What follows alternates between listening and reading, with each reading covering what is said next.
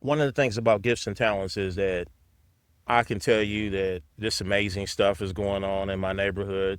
I could have told you that I was in the middle of a police chase and a shootout this morning, and you would have been like, oh, okay, but seeing a video of it, you're Yeah, like, yeah. oh I my was like, oh, goodness, man. right? That's a lot different, and that's my job is to really capture those visual stories and those stories of community and gifts and talents in a way that people aren't just politely nodding and say, oh, okay. Yeah. They're like, oh, wow, like that. I didn't know all that happens in your neighborhood. I didn't know that these people could do this and that. And maybe we need to work with them or work alongside them or support them. Scared rabbit, they've got you boxed in. Old habit, you draw the curtain. Lonely only if they ever leave. Hello, my name is Michael Zarick. This is Third Space Indy. This is a podcast where we talk to community builders, leaders, and organizers about making Indianapolis better in every way. Today, I'm joined by Wildstyle Paschall, fresh out of a police chase and shooting. They weren't chasing me. That's true. But Wildstyle is a music producer, music engineer, photographer, as well as just like involved with the hip hop scene primarily here in Indianapolis, which I'm really interested to learn a little bit about. You're an avid roller skater, always at the rink. I see you there. Local news hater. Yes. You're a community advocate primarily through the Learning Tree, but also just as a dude. As a dude, and we work with a lot of other organizations. You're the host of the Black Briefing podcast / news show. Co-host, with Sam Douglas and Greg Merriweather. You recently talked to George Hornito. Yes, I don't even know how to say his name. Yeah. And then you're the primary guy behind 317 Hip Hop. And then you're also an avid Threads user, the only one I know. Oh, man. I'll be getting traction on Threads. That's true. You get a lot of interactions. But anyways, what's up, Wildstyle? How you doing? I'm good. It's been a busy morning. It's been a busy morning. So the reason I asked you here today is to talk about asset-based community development. That was the main reason I reached out. Although since I've been looking into you, you are like an Indianapolis man. You're like, I don't want to say third generation, but you're a multi-generational Indianapolis guy. At least third generation. Yeah. And I think that is not something I've had on so far. So you are very experienced. You have a lot of history here, not only through yourself, but through your family. Yeah. And I think that's really interesting. So let's just start off by telling me a little bit about yourself, what you do, whatever you're feeling in your heart. I'm pretty calm right now. Actually, I was calm earlier, despite everything going on. But I'm born and raised in Indianapolis, and I didn't even go away for school or nothing. I've been here the entire time. Graduated Warren Central and then Ivy Tech. I spent a semester at IUPUI before I realized that mechanical engineering is too much trigonometry for my taste and ability. And then I've been really kind of in community spaces. I wouldn't have called them a community space, and it wasn't intentional.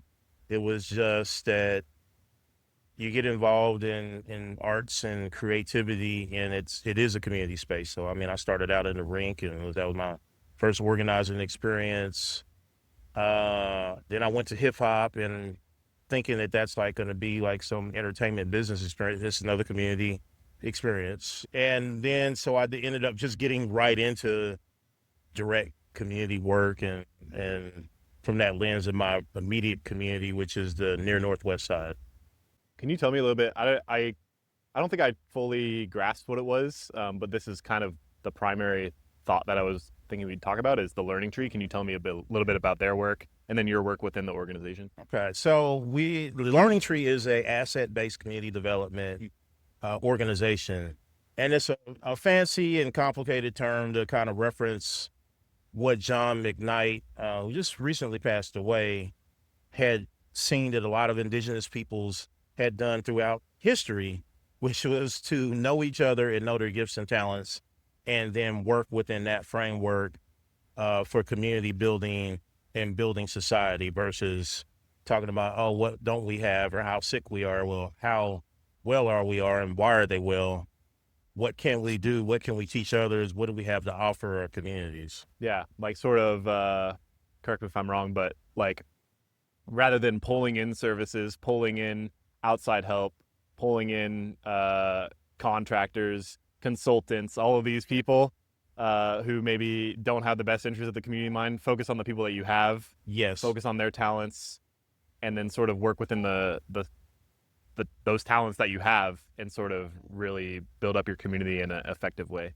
And like the Learning Tree's role specifically is to do that, but also to shine a light on that so that the outside funders and organizations and not basically the nonprofit industrial complex can kind of get out of their own way and realize, okay, maybe we don't have the answers. Maybe this community is more than just statistics on a spreadsheet.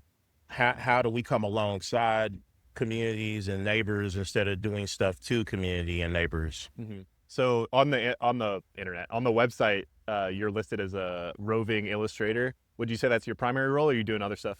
I do. In fact, what is a roving illustrator? Good point. I was just wondering if you would ask that. Yeah. So, I mean, initially that was my title because I was the only one in the Learning Tree that was a photographer at that point. There had been another photographer, but he had to go do other things. And so I was the photographer and the videographer, the visual storyteller. And so it was one of the things about gifts and talents is that I can tell you that this amazing stuff is going on in my neighborhood. I could have told you that I was in the middle of a police chase and a shootout this morning, and you would have been like, oh, okay, but seeing a video of it, you're like, yeah. oh, Oh shit, man. Right. That's a lot different. And that's my job, is to really capture those visual stories and those stories of community and gifts and talents in a way that people aren't just politely nodding and say, oh, okay. Yeah. They're like, oh, wow, like that. I didn't know all that happens in your neighborhood. I didn't know that these people could do this and that. And maybe we need to work with them or work alongside them or support them. What's the what's the park that you live over near? Riverside Park. Yeah. And then Bertha Ross is closer to me. Riverside Park is the big park everybody else goes to. People in my neighborhood, we don't really go to Riverside Park that often. I mean, we kind of do, but it's not like, oh, we're over there every day. It's everybody else coming over. Definitely. Would you say you have a pretty tight community with your neighbors or anything like? Or do you? I do. I think my block, I know everybody one way or another. Now, we don't all speak, but but most of us do speak, and we get along really well. Yeah, I was telling someone about I live in a duplex. I rent a duplex, and I was telling someone like, yeah, I know their names, I have their phone number, but like we don't talk to our neighbors. And like they were like, that's probably ideal because like you're like friendly with them. Like we had our Wi-Fi go out one day and they set up an extra Wi-Fi for us. So like just being friendly with people and just like having that sort of like camaraderie almost. I think sometimes that's a good thing. You can end up getting too deep in the trenches with your neighbors, and end up in all day drama and stuff. Like, I mean, I'll give you an example. It's like I late at night or I wake up in the morning and bro across the street's like arguing with somebody, other than making sure ain't nobody gonna get hurt. I don't feel obligated to go out there and go get involved in an argument. Yeah. So that's very funny. So the Learning Tree asset-based community development, can you give me any concrete examples about work you've done or like outcomes you've seen, things like that? So on a long multi-year level, we are kind of the entity and the go-between that help create the Indianapolis Foundation ambassadors, the community ambassadors that work with the foundation and CICF to kind of hopefully better tailor their work and introduce them to the community itself and what's going on, and give them a more ground level feedback. Also, we've been a part of a lot of art projects. I think most people in the Learning Tree are artists of some sort. And so 2016, I got in the Learning Tree in 2015, and 2016, we had an opportunity come up with a art project. It was a grant, and that was the first time I had never written a grant before, never written a whole lot of stuff before. And I wrote the grant for us based off of what I knew we could do. And with the premise was that there was, I can't remember the funders' names now, but I know CICF was one of them, and I think it was Kresge.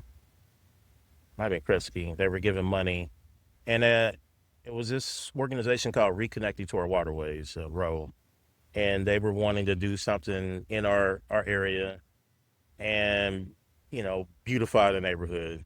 And so the idea was, it was probably going to end up they were going to hire some outside design firm and go design some cool geometric shapes because they had already done a smaller scale of that the year before. And we were like, So what we said, this was a lot more money. We said, no, what we will do is our community will design the art and they will paint the art and we will do it and we will find it and find the artists in our community. And we ended up having a project where we took reclaimed doors that were generously donated to my alley before the project started, and we even knew that we were going to do it. But anyway, generously donated by people that like to dump stuff, and we took the doors and gave them out to community members and gave them a stipend and didn't really police what they were saying, doing on there. We would try to, we obviously would make sure that they had some type of artistic ability or capacity to do it, but we weren't like, I don't know, the new fields. We weren't looking for fine art, but what we got was incredible. And some of the folks could easily be professional artists if they wanted to. Is that still up? We have the doors, and sometimes they're probably exhibited somewhere, but I couldn't tell you. I mean, some of them have been to New York, Pennsylvania. Oh, so it's like a traveling. It's been traveling for years, and we have a lot of them. It was like 30 or 40 doors, and so some of them are out, some of them are at our little gallery space on Harding Street as well. So yeah, that's pretty cool. So that's the type of thing where it's like, oh, this sort of like outside thing said, oh, this is an ugly area or street or thing, and it's like we can help fix it. You don't have to pay somebody else to come fix our neighborhood. You can give us the money, and we can go do something. Sort of keep it in house in a lot of ways. So I kind of want to pivot a little bit because I didn't know this before I started looking you up, and then like watched Patrick Armstrong's podcast about you. Okay. Where the name Wildstyle came from. I just assumed it was hip hop associated, but it's not. It's comes straight from your early days of roller skating. Yeah. And how you just literally had a wild style, as you say. I wasn't. I think people see videos of me now, and I'm definitely a lot smoother now than I was when I got that name, which was 2003. Okay. So 20 years, 22 years. You don't look that old. I'm a fair. Wait, what age were you, if you're willing to share? 2003. I was not a teenager. Okay. I was a grown man then. So when I learned that you were an avid skater and you still attend the rink and you still go, you see the same people, you see the old and young folks sort of coming into this space, hanging out, chatting, have a good time, dancing, skating. Can you tell me about what that has meant over the past 22 plus years for your personal life? So I had a gap where I didn't come out there for about 7.5, 8 years, and I was like busy in the hip hop scene, but I missed everybody a lot. And I came back after the pandemic. Definitely health reasons. I was healthier when I was out there. So I got back out there, and I missed a lot. There was a lot of new people, but a lot of the same people that I had started rolling with on the adult sessions in 1999 were still out there. The people that taught me how to skate, that taught me different moves were still out there. And then I saw a whole bunch of younger skaters that all looked like them. Like, dang, y'all.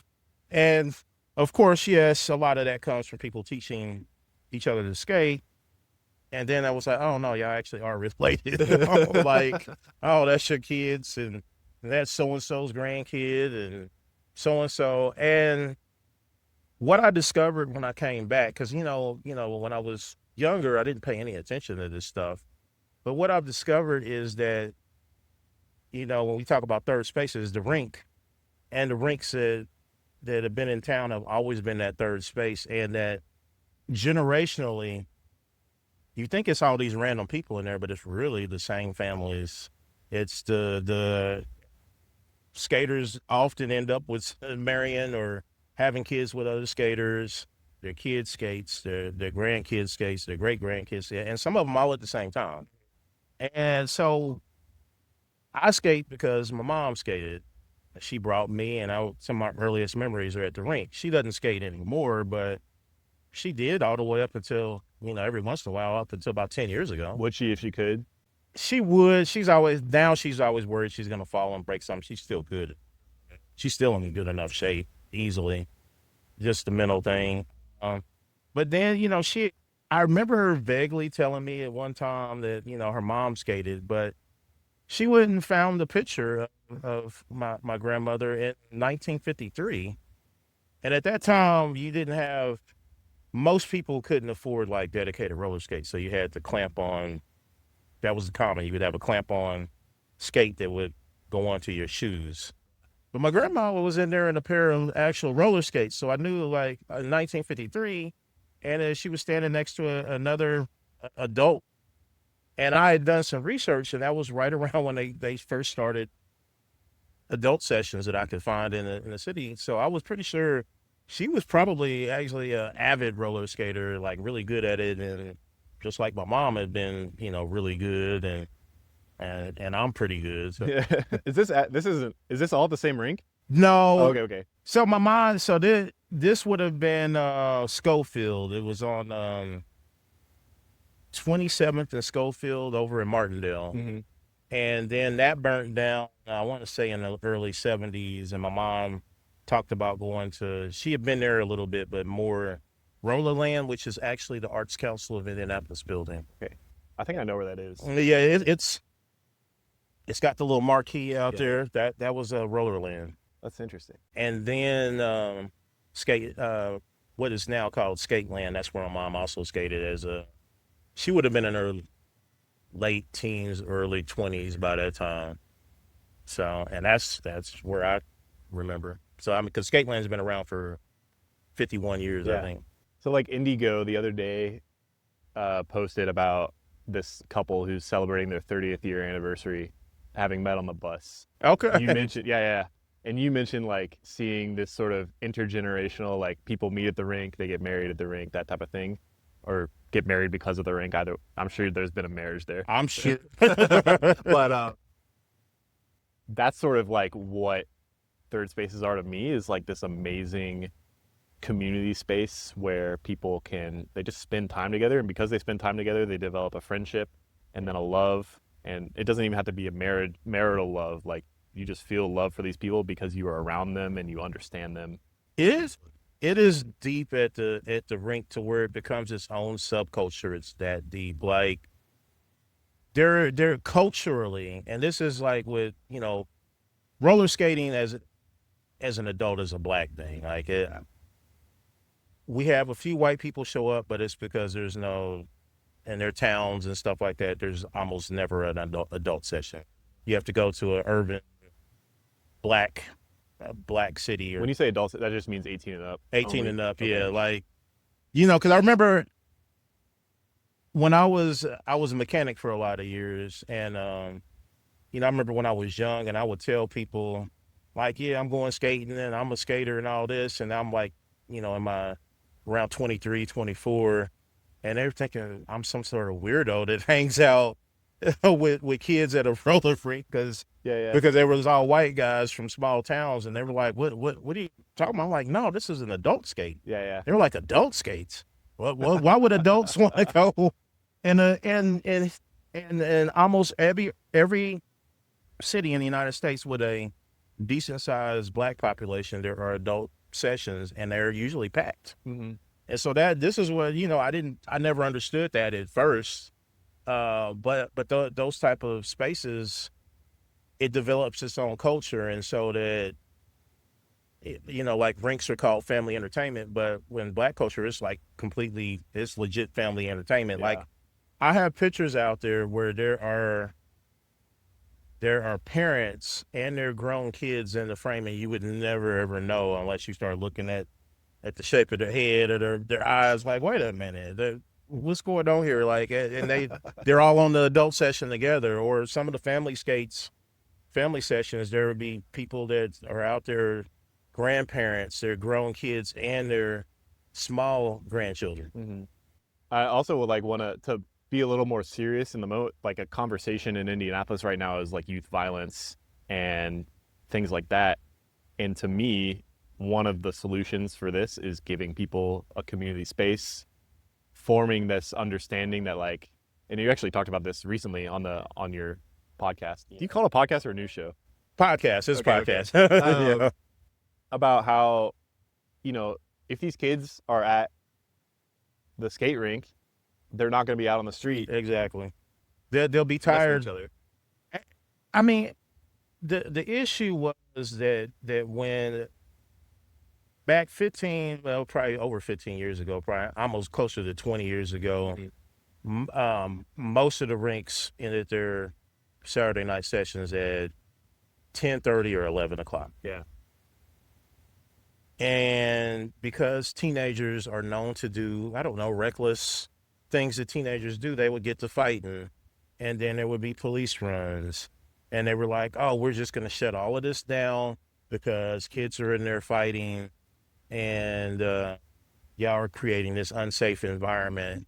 Well, now you've eliminated all that unsafe environment, and now the outside is even more an unsafe environment because, you know, we pass out guns like candy, and now there's no place for the kids to actually go that is actually safe and at least removed from guns, where, you know, you're checked on every session you come in a rink. And so we haven't gotten better. Like, it hasn't made things better. We talk about the violence then, it, like, compared to now, it's like, whoa. Like, I think hindsight being 2020, I think most rational people would have made a better decision back then if they'd known what it actually. I think about that a lot. Like, as a kid, or at least my perception is this way, we would go to the movies a lot. We'd go to skate rink. I never really went to a skate rink, but that was like a common thing that people my age did. Just like, again, third spaces or just places that are made for kids to show up. Even the skate rink, even though there's an adult session, it's still like a perfectly family-friendly place. And like the quote unquote death of the third space in a lot of ways is both the death of gathering space, but also the death of community and community understanding. And I think we're really missing out on that in a lot of ways. Do you have any thoughts on like what could be a solution in that way, or things to think about? I think one of the biggest issues we have is really like the complete commercialization, where we've driven out a lot of mom and pop businesses to where, like, we're forced to go to big box stores to get, much of anything. We're forced to go to, you know, like to big grocery stores. Every neighborhood had drugstores and grocery stores, small grocery stores that you would see your neighbors in every other day. You would see all these businesses. You'd had neighborhood taverns and bars and stuff where you would see your neighbors. Now, if I want to see my neighbors, like, the best place to go see that is the gas station. Like, go up to 29th and MLK. For a long time, there wasn't even a place where you could sit down and eat for most of the week in these spaces, and that doesn't help us. And so the only other space is, you know, outdoors. I don't think that helps people socialize. I don't think it builds community. And I think that in many ways, it can leave some people more isolated that don't have a separate community or don't have a separate third space to go to. You know, a church is a third space, so a lot of people A lot of people can, but people that don't have dad or they don't have other type of friends, I think this can be isolated and very isolating. And I think that that contributes to mental health issues and ultimately violence. Totally agree. Um, I don't really have anything else to say. I just think it's so. Oh, go ahead. Oh, go ahead now. Oh, but definitely something to think on. Like, we like to be real. Like, I actually been thinking about this all week. Like, police are such a reactionary force. They are not a preventative force. Right. They can only react to crime. They cannot prevent it. So like, policing harder, putting in a curfew is not stopping people from going outside. You need to have a preemptive way of putting people off the streets, which is just giving them space to be in. The money that we're spending on overtime for police.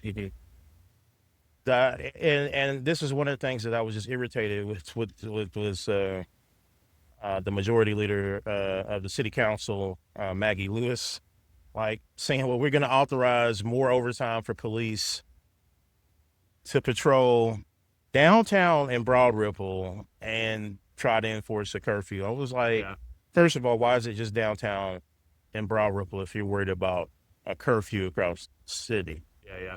But beyond that, the money that we're spending on those officers, and overtime pay is steep with police. Yeah.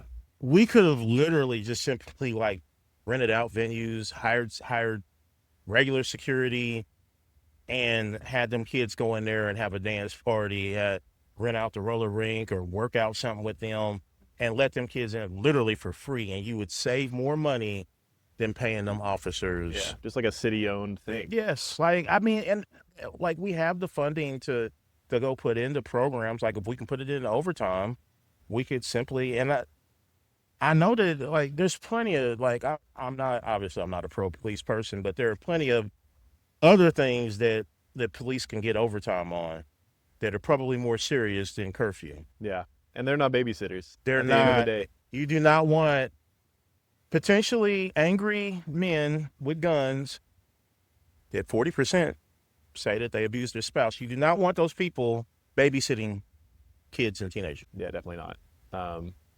They got better things to do with their time, and like chasing down the guy who drove past you earlier. All right, let's pivot again. I want to talk about, so before I moved here, actually, I was surprised, not really, but impressed, I should say, with the hip hop scene here. So I'm glad you. I will cut this clip and make sure I post it because people here always are complaining and I'm like, I lived in Arkansas and I knew about wow, Indianapolis hip hop. So because everyone, Chicago, New York, Texas, LA, those are like the, I guess, big four maybe. But I knew some names before I even moved here. That's what's up. See, Yeah. I be trying to tell them we really do have a great scene. Like I'd spent some time in Atlanta, and I remember walking around with a camera, and everybody raps there. Atlanta, that's another. Yeah, and I had a camera, but they saw my camera like, who you with? They trying to give me information, so I'd have these conversations with them, and I found out we are doing pretty good in Indianapolis. Like you think it's all roses over there in Atlanta, and it's like there's a lot more local artists in Atlanta than you ever hear about. It's only a very small sliver of them getting on. And then, then the other thing is in Atlanta, they always say nobody's from Atlanta. So you got all these influx of all these people coming in. Yeah. So do you feel like it's a truly local, It is. It is. And I think there are different scenes, and that's perfectly fine. We do come together at different times, and we have a culture. Statistically, you have a better chance of getting struck by lightning than hitting it big in the music industry. Yeah. So at the end of the day, 99.99999% of us just need to enjoy community with this. That's more than likely what the best case scenario for 99.9% of people that do hip hop is enjoying community. Yeah. We have that. Enjoy the local stories, the local, I guess, art scene It in a lot is. of ways. Can you tell me a little bit about how you got involved with the hip hop? I mean, it's been forever, right? So it's one of them things. Everything in my life, because despite my name, I don't think I am that much of an adventurous person. But it all started from the rink, and I was skating, and the session was over, and the DJ, who was a little bit younger than me at the time, this was back 2001, towards the end of 2001, and he's playing instrumentals on on the rink system, and it sounded like something I would hear on the radio. And the session's over. I'm still hanging out on the floor a little bit, and I asked him, like, what is this? Because I don't hear no words, man. Like, he was like, oh, I made these. These are my beats. And I was like, what? You made this? I'm listening. I'm like, man, that sounds like that could be on the radio. I'm like, right on, bro. This. And he, I told him, I was like, lad, I always wanted to get into producing. He was like, well, might as well do it. I made it off of a game called MTV Music Generator from PlayStation. No shots. I was like, what? So he was like, yeah, bro, you should try it, man. So I went home and I got on eBay because the game was actually a few years old at that time. I had to go. I didn't even have a PlayStation. It was a original PlayStation. Yeah. So I got the PlayStation and I bought the game, and I started making beats, and that was how my first beats I still have them, were made on the PlayStation. Then I moved in and moved up and got equipment and keyboards, and the computers became powerful enough where you could run really advanced software, and I built from there. That's so interesting. I guess there's a lot of origin stories like that. That's so crazy. So what about, is it just the love of the game that keeps you in it, or are you like really about the community aspect of the hip hop scene? I mean, or is it just the big combination? It's a combination, because I don't do as much producing now as I used to. Like, I'm very much, every once in a while I'm doing something, but I'm still in the scene. I'm still going out and taking pictures of shows. And you got Chreece coming up, right? Yep, we got Chreece coming up, helping the judge showcases, and try to give advice, help people wherever I can. It is definitely the community space. Are you involved with Chreece directly? Not directly. I'm Okay. like, I'm friends with all of them, so that, I get called up to, like, hey, take a look at this, or we're going to have a competition. You want to be one of the judges and stuff like that. Yeah. So for people listening, because I didn't know a couple weeks ago, but Chreece is the local hip hop festival, I guess you'd say. It's the biggest hip hop festival in Indiana. Okay. And it has been since its inception in 2015. I feel like it's an easy marker to hit. It was, but it is, but there were a lot of other festivals, and there's been a lot of other festivals since, and none of them have been able to be bigger, which is, if it happens someday, that's fine, but none of them have ever been bigger than Chreece. That's awesome. Yeah, I'd love to go check that out because it sounds awesome, and there's a lot of local talent. Is it all local? It's not all local, right? It's there are a few national acts. It's a very small percentage, and usually those are like the big headliners, Mm-hmm. and then everybody else is Indiana. Okay. So, but I will say it's usually more in the central Indiana dominated, but there are people from all over the state that are in it. That makes sense. I always like to talk about, especially because you've lived here your entire life. Like I said, your family is from here. Can you tell me, I mean, maybe you've never had an option, but like, why are you about Indianapolis? Why is this your town? It's a good question. I just feel like I never had an option, and I think for me, I never understood it consciously at the time, but I am about community. And so I've always been in spaces where it's like, okay, city first. Like when I was in the skate scene heavy, like I was vice president of the Naptown Grill Rollers, and then I started me and my OG started another club called Naptown Skate Nation, and we go around mostly the Midwest. No, I think we did go to the South a few times.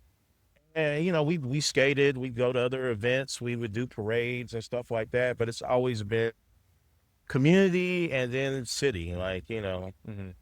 Has, in general, a couple guests ago, I asked over the past 30 years, has Indianapolis gotten better? And he said, absolutely yes. Do you have the same sort of sense I that would the city's say gotten in a good trajectory overall?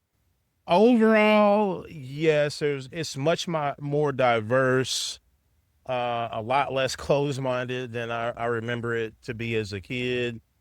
But then in a lot of other ways, like we are definitely struggling. I think our communities, our physical communities, like neighborhoods, were stronger back in the definitely the 80s and 90s, and we're missing a lot of that right now.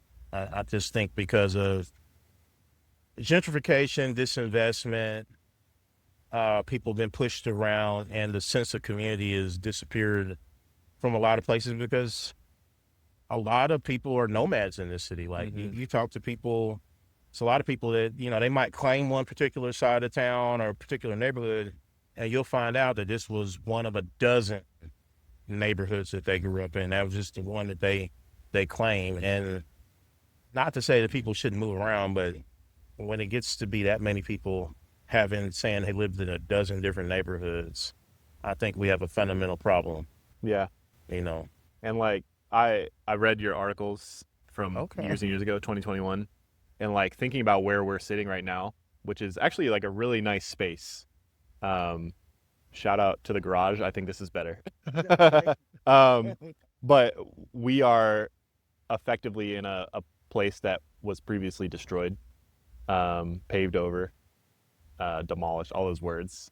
And it's been made into like an industrial park when people used to live here. And it was a well-established place. I'm talking about Indiana Avenue as sort of a black neighborhood, and a place of black wealth. And that's sort of been, like, to your point, we have seen a growth in homelessness and, as you said, like a nomad culture where people are getting pushed around the city because they don't have other options, but there's no solutions being presented to that. There are. It's just that our city government and state officials either don't care or they just don't want to put the resources into it. And I think it's a combination of both. I think there's a lot that don't care. They don't want to rock the boat. Some of them have bigger political aspirations. They don't want to piss off developers, people that people benefit off of. Off of the nomad culture and the housing scarcity, because it allows, particularly bad landlords to continue to be bad landlords and charge a premium because housing is such a scarce commodity. Definitely. And George Hornado. Let's talk about him. Okay. Well, actually, what I was going to say, and then we'll circle back, is that, like, you can't truly build a community. You can't have an established place, capital P place, without consistent people living there and consistent relationships being formed. Yeah. As you move people around, that's part of the reason. I mean, the easiest way to solve crime is to hand people $500. Yeah, exactly. Frankly, Exactly. because, like, that's the reason people do crime, is because they have no other options. They are trying to get out of their situation. So when we have this place where people like George, or can never say his last name, just George. I'll figure it out sometime. Hornado. When people like him are coming forth and presenting a pretty face and, like, talking about really abstract solutions to this issue we're facing, that's the type of issue we have. We need people who are willing to stand by, like, real solutions. That was what at least gave me why I gave Hornado the time of day, is because I hadn't heard as many people talking about acknowledging the issues on the ground here at a level like that. Fortunately, I feel it is more of a pretty face type of thing where, you're saying this and that, but, you're not necessarily telling the whole truth. And I don't know that you're going to do any different. So, Did you meet him in person? I did. Okay. I went for 2 hours. You were, like, pretty impressed initially. Initially, I was fairly impressed because I was thinking, I was expecting that, given all the rumors and stuff, which I couldn't substantiate at the time. Now later on, that changed a little bit. But I was thinking that he was going to be like, oh, he was just this person that was getting pushed to run and paid to run by AIPAC or something. But he talked about housing and poverty passionately. Now, I don't know, it may have been an act, but it was a lot more passionately than other politicians here talk about. And so that impressed me. And at the time, like, I couldn't find any real solid connections with him and AIPAC. Then after that meeting, I got more context from a few people that said, no, I heard him say this and heard him say that. And they found a unlisted, that's not in his website's navigation. It's called Israel policy, that was pretty much did not acknowledge any massacres and human rights violations and genocide going on. Like the bog standard. Yeah. Oh, yeah. It was like, I was like, damn, man. So you basically had like a secret OnlyFans page for on your campaign. That's crazy. Like for only certain donors get to see this premium content over here. I'm like, come on. So I had to like, yes, I'm gonna say it now. Unless he goes and repudiates the stuff that that he said on his campaign, unless he takes that down and repudiates it, he will not be getting my vote. Heard. That's good to know. And for the people out there, think on it.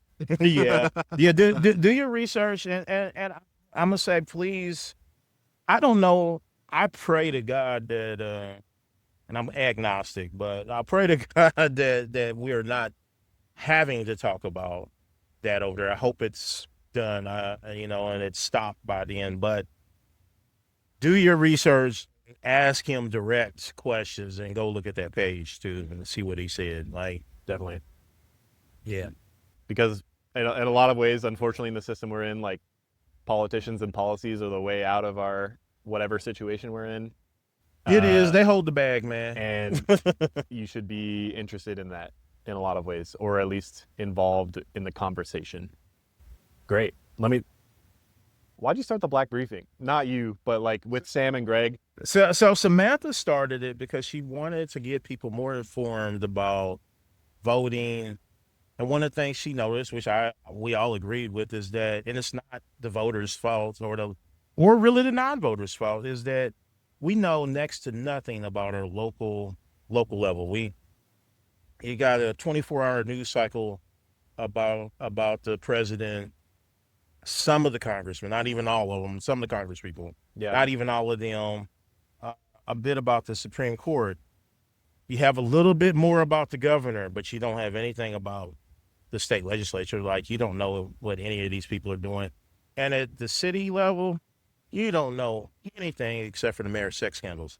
Well, that's interesting that you say that, because my city county councilor, her name is Brian Delaney. Okay.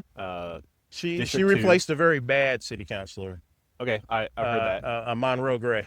I have tried to look into what she as a counselor has done because I'm interested. And there's like no information. I mean, I could go search through a bunch of court documents. I don't know if you can. I don't know. Really? Okay, well, then I've also reached out to her through email, say, hey, I'm a constituent. Can I get a meeting? I've gotten no response yet. It's been like a week. So we'll see. But that type of thing is what I'm really interested in, like what you're doing.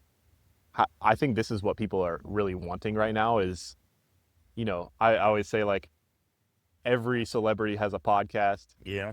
Everyone knows the national big news, but the stuff that's important and impacts you the most is the stuff that is 5 miles down the street, and you don't hear about it. I'll give you an example. Usually, before Trump's second term, usually stuff that the federal government did was a lot more insidious. It took a lot longer to affect you. Like, you weren't going to have government agents on your ass like immediately. Now you do, but before, but for all intents, like, I was in the middle of a shootout on the way here, not making that up. It would be the mayor and the police chief, the local mayor and your local police chief, that decides whether, when somebody shoots at the police, whether the police get to go just shoot up the block, which happens. It didn't happen to me, and that's why I'm here at the podcast. So there are a lot of stuff that we think, oh, it's Trump and this and that. Yeah, plenty of it is now, but a lot of it starts with your local elected officials, that they control the prosecutor's office, the police, your property taxes, how many millions of dollars are going to a development or a developer that's going to raise your property taxes in 5 to 10 years, and why your community, why you don't have affordable housing. All of that stuff is very local, very, very local. And your schools.